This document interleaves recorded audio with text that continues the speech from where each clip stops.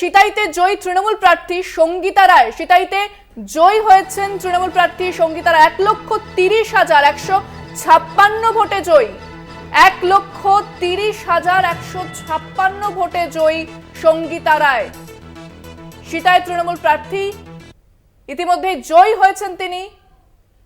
1,30,156 ভোটে জয়ী হয়েছেন। 1,30,156 ভোটে জয়ী সঙ্গীতা রায়, সিতাই তৃণমূল প্রার্থী। বিভিন্ন জায়গাতে ইতিমধ্যে শুরু হয়ে গিয়েছে তৃণমূল কর্মী সমর্থকদের উচ্ছ্বাস। সবুজ আবির খেলা শুরু হয়েছে। তবে সিতাই থেকে যে খবর সামনে আসছে, 1,30,156 ভোটে জয়ী হয়েছেন তৃণমূল প্রার্থী সঙ্গীতা রায়। 1,30,156 ভোটে জয়ী তৃণমূল প্রার্থী সঙ্গীতা রায়।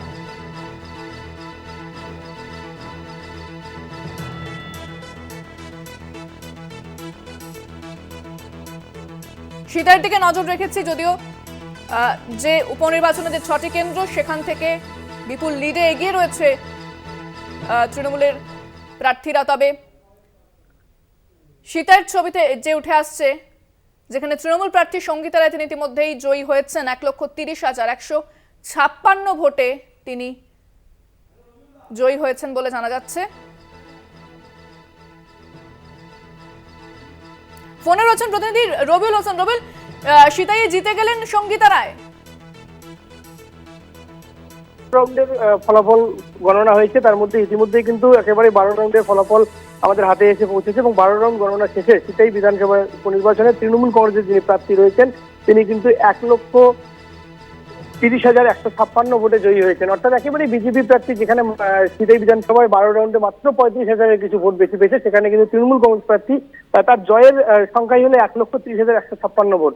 যদিও একেবারে তৃণমূল কংগ্রেসের নেতৃত্ব দাবি করছে যে যেহেতু ভোট 71% পড়েছে, পোল হয়েছে, তাই এই সংখ্যাটা যদি আর কিছুটা বাড়তো, আর কিছু বেশি লোক বেশি করে ভোট দিত, তাহলে হয়তোবা সর্বভারতীয় রেকর্ডের দিকেই সিতাই বিধানসভায় এবার তৃণমূল কংগ্রেস এগোতে পারতো। কিন্তু 71% পোল হওয়াতেই এই রেকর্ড তারা ছুঁতে পারলো না। তবে কিন্তু একেবারেই 1,30,156 ভোটে তৃণমূল কংগ্রেসের প্রার্থী সঙ্গীতা রায় তিনি কিন্তু এই মুহূর্তে বিজয়ী হয়েছেন।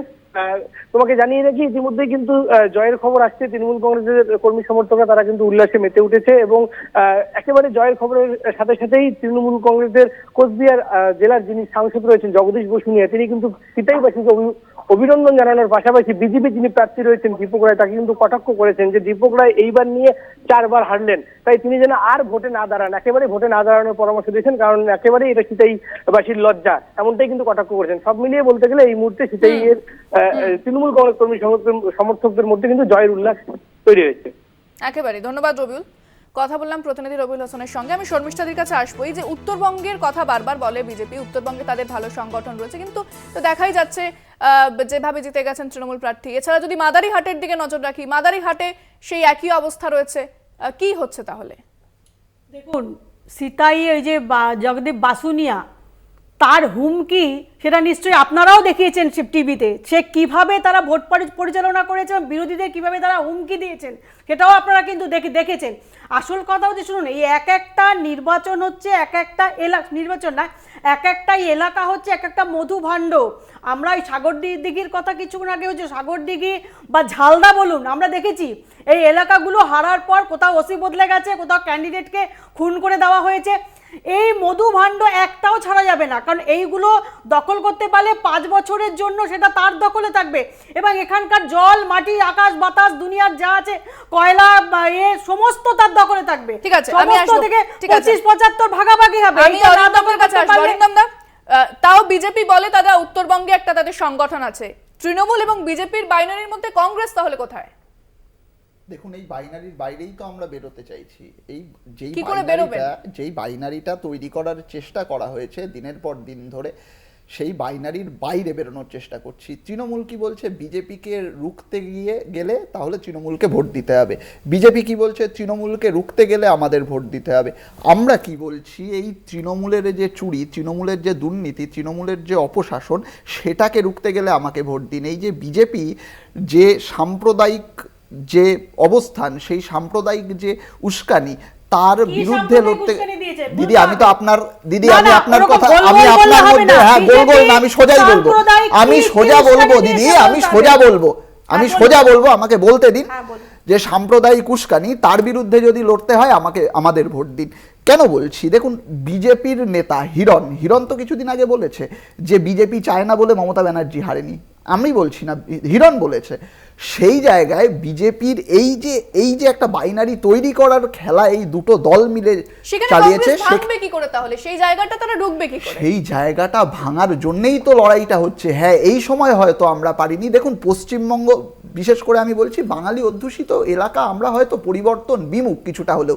কেননা পশ্চিমবঙ্গে আপনি দেখেছেন 34 বছরের বামেদের শাসন, একটা দীর্ঘদিনের শাসন, মমতা ব্যানার্জির 15 বছরের শাসন।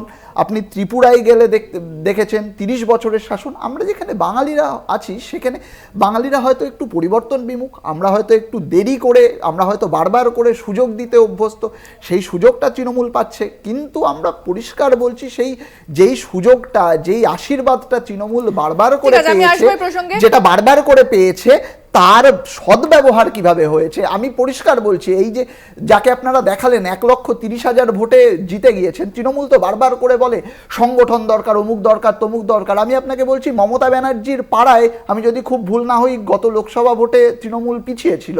সেই জায়গা থেকে আমি এই দাবিটাও রাখছি, এই ভদ্রমহিলাকে যেন মুখ্যমন্ত্রী করে দেওয়া হয়, যিনি নিজের পাড়ায় সাংগঠনিকভাবে পিছিয়ে, যিনি নিজে একটা ভোটে হেরে গিয়েছেন, তার জায়গায় যেই ভদ্রমহিলা 1,30,000 ভোটে জিতেছে তাকে মুখ্যমন্ত্রী করা হোক। মমতা ব্যানার্জি ব্যর্থ সেই দিক ঠিক থেকে। আছে, আমি প্রসঙ্গে আসবো। তবে এই মুহূর্তে সরাসরি চলে যাব, সিতাই থেকে রয়েছেন আমাদের প্রতিনিধি রবিউল হোসেন। রবিউল, সিতাইয়ের ছবিটা এই মুহূর্তে কি দেখছো?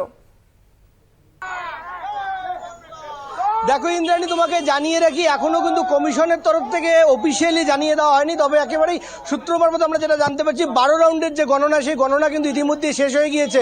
এবং 12 রাউন্ড গণনা শেষে তৃণমূল কংগ্রেসের প্রার্থী সিতাই বিধানসভা উপনির্বাচনে 1,30,156 ভোটে জয়ী হয়েছেন। এবং সেই জায়গায় দাঁড়িয়ে বিজেপি প্রার্থী তিনি কিন্তু 35,000-এর মতো কিছু ভোট পেয়েছেন। এবং দলীয় প্রার্থীর জয়ের খবর একেবারেই সামনে আসছে। উচ্ছ্বাস তৃণমূল কংগ্রেস কর্মীদের মধ্যে, তারা কিন্তু আবির খেলায় মেতে উঠেছে। আমরা কিন্তু সরাসরি সেই ছবি দেখার চেষ্টা করি। তুমি দেখতে পাচ্ছ তৃণমূল কংগ্রেস কর্মীরা তারা কিন্তু এই মুহূর্তে ঘিরে ধরে রয়েছে এবং তারা আবির খেলায় মেতে উঠেছে। তোমাকে আরেকবার জানিয়ে রাখি, একেবারেই সবার আগেই কিন্তু আমরা এই খবর ব্রেক করছি। এখনো কমিশনের তরফ থেকে অফিসিয়ালি জানিয়ে দেওয়া হয়নি, কিন্তু তার আগেই আমরা জানিয়ে দিচ্ছি তৃণমূল কংগ্রেস প্রার্থী তিনি রয়েছেন সঙ্গীতা রায়। তিনি কিন্তু সিতাই বিধানসভা উপনির্বাচনে 1,30,156 ভোটে কিন্তু তিনি জয়লাভ করেছেন। আমরা কথা বলার চেষ্টা করবো একেবারে তৃণমূল কংগ্রেসের নেতৃত্ব রয়েছেন তাদের সঙ্গে। দাদা, বলছিলাম আপনাদের দলীয় প্রার্থী 1,30,000-এর বেশি ভোটে জয়লাভ করলো, কি বলবেন? এই জয় হচ্ছে আমাদের বাংলার মা মাটি মানুষের জয়। আমরা আগেও জানতাম, আপনারা দেখেছেন নির্বাচনের আগে আমরা বলেছি আমরা জিতবো। আমরা চাচ্ছি মার্জিনটা বাড়ানোর জন্য, রেকর্ড মার্জিনে জেতার।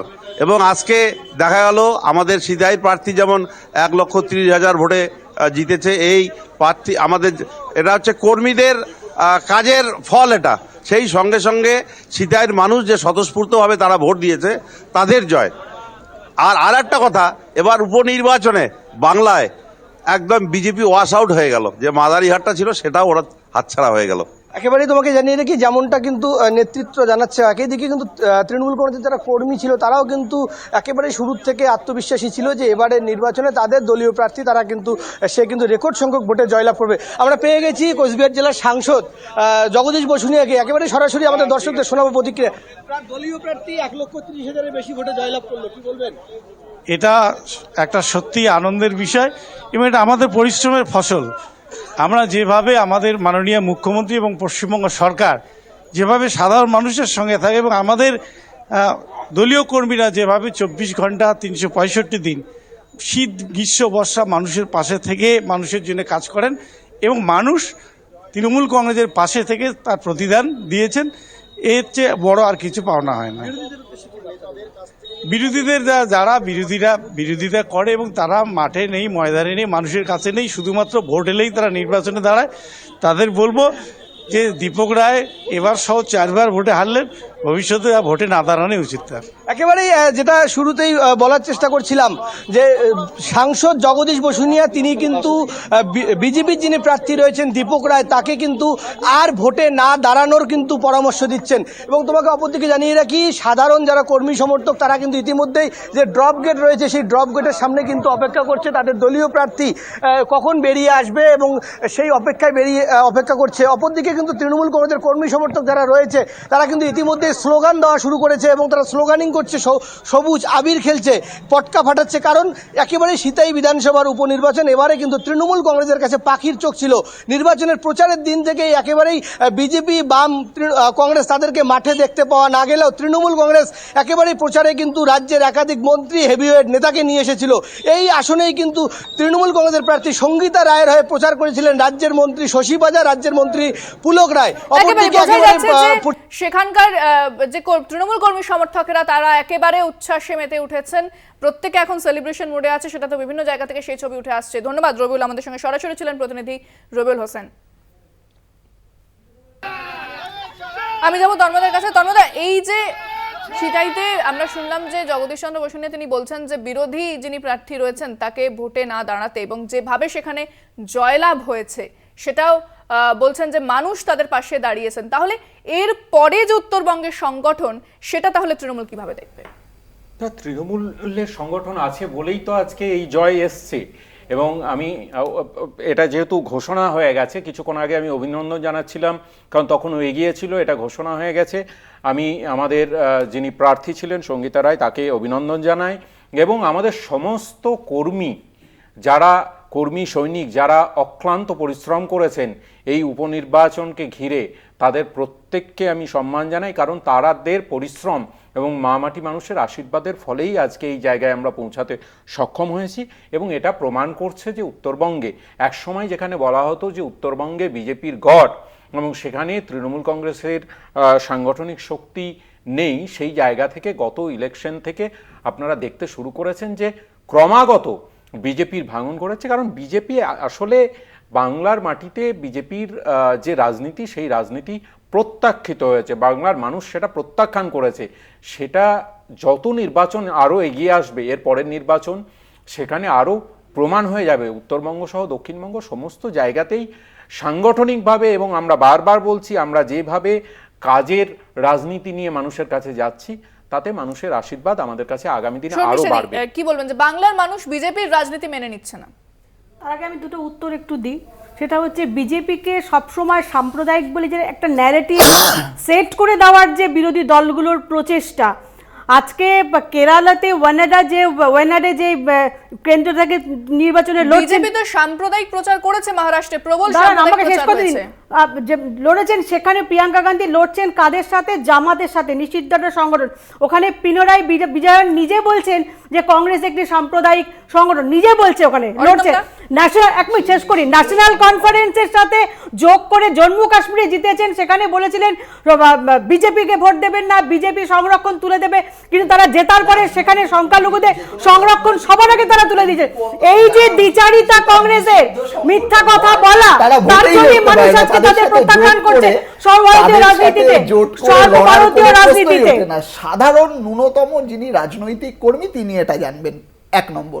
2 নম্বর, আমি আপনাকে খুব ছোট্ট একটা উদাহরণ দিচ্ছি। ইয়েলি ইউনিভার্সিটি, এটা আমি বলছি না, ইয়েলি ইউনিভার্সিটি সেই ইউনিভার্সিটি যেখান থেকে আমাদের যিনি ছিলেন স্মৃতি ইরানি তিনি পড়াশুনো করেছিলেন ইয়েলি ইউনিভার্সিটি থেকে। ইয়েলি ইউনিভার্সিটি একটা ইসেতে বলছে যে ভারতবর্ষে যত দাঙ্গা হয়েছে, সাম্প্রদায়িক দাঙ্গা, সেই দাঙ্গায় কেউ না কেউ বেনিফিশিয়ারি হয়েছে, আর সেই বেনিফিশিয়ারির লিস্টটা তাতে সবচেয়ে বেশি বিজেপি এগিয়ে। আর এগুলো প্রত্যেকটা ডেলিবারেটলি করানো হয়েছে, এটা আমি বলছি না, ইয়েলি ইউনিভার্সিটি রয়েছে, এদের ওয়েবসাইটে এই যে আপনি জানেন না, আপনি জেনে নেবেন। হ্যাঁ, জানেন না বলেই বলছি, জানলে আপনি বলতেন না। যত দাঙ্গা হয়েছে আমরা জানেন না বলেই বলছি, জানেন না বলেই বলছি, সবাই জেনে নেবেন। এই কারণেই আমি